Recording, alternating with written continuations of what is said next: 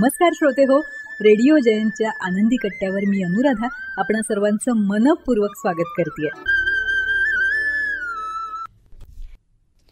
श्रोते हो, आजच्या आनंदी कट्ट्यावर एक बोधकथा. एक व्यापारी होता. त्याने खूप मोठा हिरा विकत घेतला. अगदी साधारण अंड्या एवढा त्याचा आकार असेल. पण एवढा मोठा हिरा घेऊन सुद्धा तो खुश नव्हता, निराश झाला होता. कारण का तर त्या हिऱ्यामध्ये आतून एक भेग होती हे त्याला नंतर दिसलं होतं. मग तो एका कुशल सोनाराकडे गेला आणि त्याच्याकडनं मार्गदर्शन मागितलं. तो सोनार त्याला म्हणाला की हा हिरा ना बरोबर मधोमध कट करता आला ना तर 2 रत्न याची तयार होतील आणि या दोन्हीची किंमत या मूळ हिऱ्यापेक्षा खूप जास्त असेल. मात्र जर चुकीचा घाव बसला आणि या मोठ्या हिऱ्याचे तुकडे झाले तर तो पूर्णपणे निरुपयोगी होईल. तुम्हाला एक सांगू, हे फार धोका आहे ह्या कामामध्ये आणि मी काही हे काम करू शकणार नाही. मग व्यापारी जगभर फिरला, अनेक सुप्रसिद्ध सोनारांकडे गेला, त्यांना तो हिरा दाखवला, पण प्रत्येकाचं उत्तर एकच, रिस्क फार आहे, धोका खूप आहे. शेवटी कोणीतरी त्याला ॲम्स्टरडॅममध्ये एक वृद्ध ज्वेलर आहे असं सांगितलं.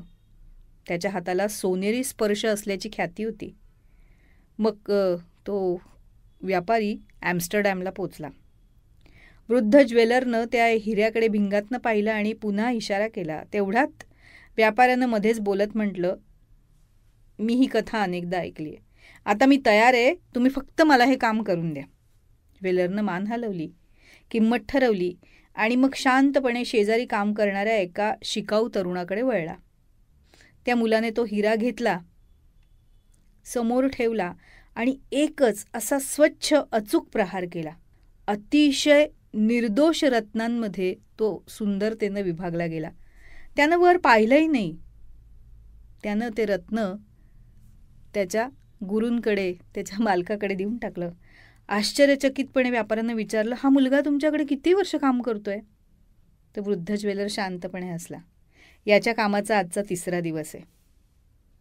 त्याला या हिऱ्याची खरी किंमत माहिती नाही, म्हणूनच त्याचा हात थरथरला नाही. श्रोते हो, या छोट्याशा बोधकथेचं तात्पर्य हेच की कधीकधी आपण काहीतरी गमावण्याची जितकी जास्त भीती बाळगतो ना, तितकंच ज्या गोष्टी करणं आवश्यक आहे त्या गोष्टी करण्याची क्षमता आपल्यामध्ये कमी होत जाते. म्हणूनच आयुष्यातल्या आव्हानांना तितकं जड समजू नका, त्यांना हलकं माना. तेव्हाच तुमचे निर्णय स्थिर होतील आणि योग्य होतील. तेव्हा श्रोते हो, हा होता आनंदी कट्ट्यावरचा आजचा सुंदर विचार. तुम्हाला तो कसा वाटला याविषयीची तुमची कमेंट बॉक्समध्ये नक्की लिहा. आणि त्याचबरोबर रेडिओ जयंतचे दर्जेदार कार्यक्रम ऐकण्यासाठी रेडिओ जयंत लाईक करा, शेअर करा आणि सबस्क्राईब करा. रेडिओ जयंतचं सबस्क्रिप्शन फ्री आहे. आणि त्याचबरोबर नोटिफिकेशनसाठी बेल आयकॉनवर क्लिक करायला सुद्धा विसरू नका.